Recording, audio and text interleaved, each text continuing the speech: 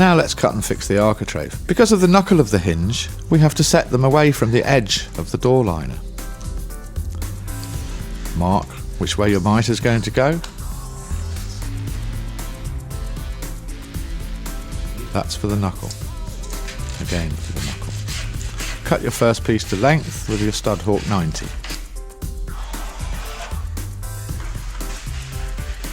Now let's look at those marks we put, which are ledger lines for where the mitres are going to start and finish. We'll transfer that mark to our timber and a rough mark for the direction of our mitre cut. Now back to the bench and we cut our mitre using our Studhawk 45.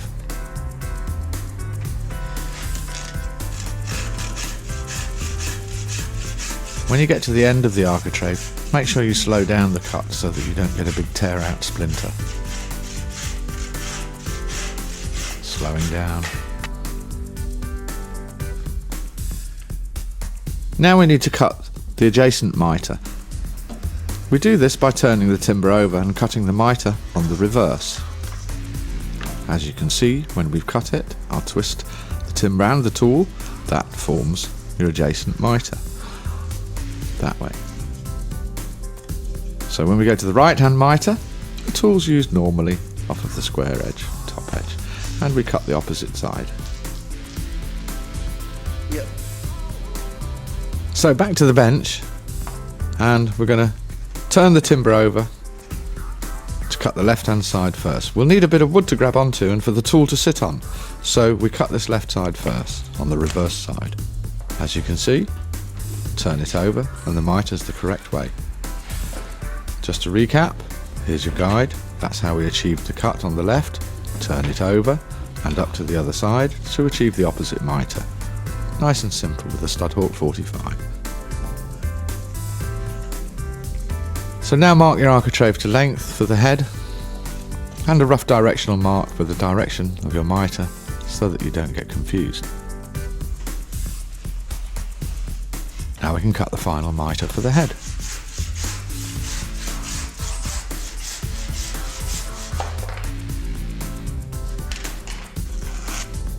Sand off any splinters or burrs. Put a temporary screw in the door. It'll help you opening and closing the door and save your fingernails.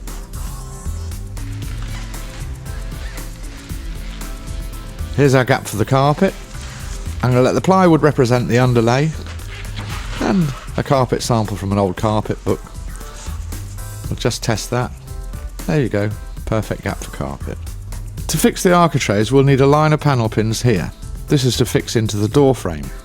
At the edge of the architrave we're going to use a 2" 10 screw, and that's got to go all the way through the plasterboard and in to the studwork, which you can see at the top here, like so.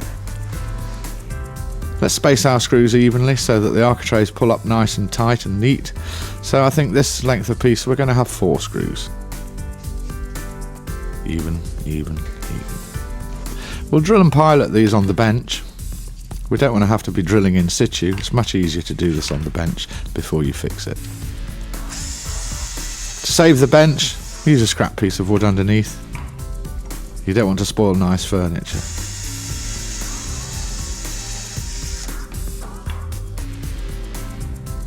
Start the nails on the bench. Tap them into the wood.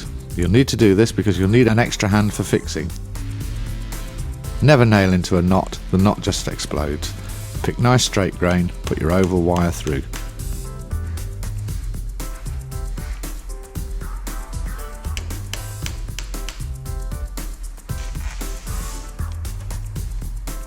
Now at the bottom of the architrave we're going to need the carpet to go under this. It'd be a nightmare to cut round the shape of that architrave, wouldn't it? So we'll put our architrave in, put a mark where we want our mitre to start and cut this off the bottom. Again we'll use our Studhawk 90 for this cut.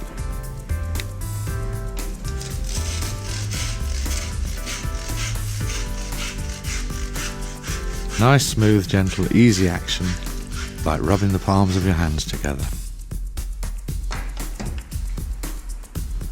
The square hook is designed with mouldings in mind, and as you'll see it projects 18mm so that we can reach the far end of any tapering mould or form.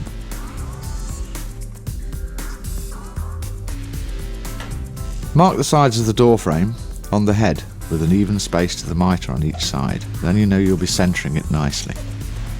And align these marks which correspond with the side of the door liner.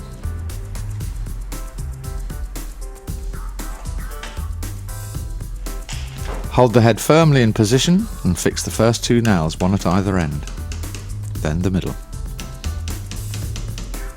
All mitres should be glued, so we put some PVA on this.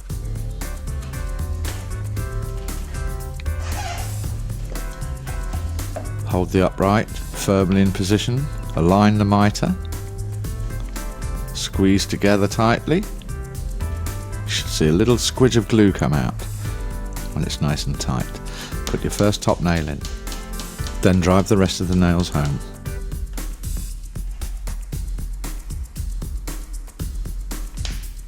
Now with 2-inch panel pins and not oval wires, we fix down through the head of the architrave to the upright. This will stop the mitres drifting and opening up. It'll tighten the glue joint really nicely. Same the other side.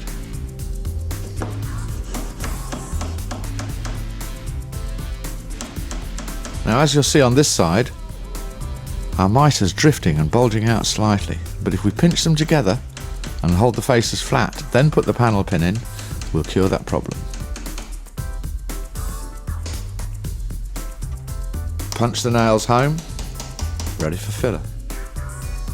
Now we need to fix the outside of the architrave through to the stud work. Again, it's a 2-inch 10. Straight through the pilot hole into the stud work behind. Nice and firm. Again, using the Stud Hawk 90, cut the doorstop uprights to length first, then the head last.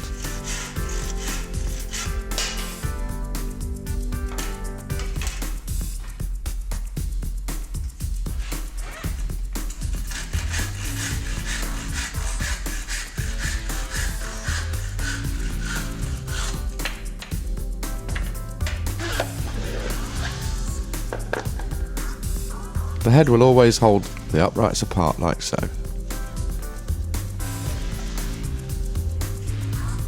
Now we have to fit the door stops. We ensure that the door aligns with the door frame on the outside. On the inside, we're going to fix our stops with screws, and we're going to leave a 2mm gap for painting all around. Let's fix our first 2 screws. Now we've got our first 2 screws fixed. We fix the remaining length and watch the gap is the same all the way down the door.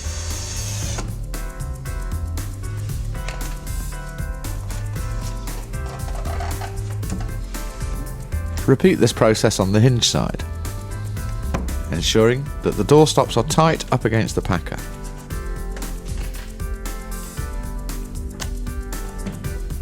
If they're not tight up, push them tight up. Now fix the remaining screws.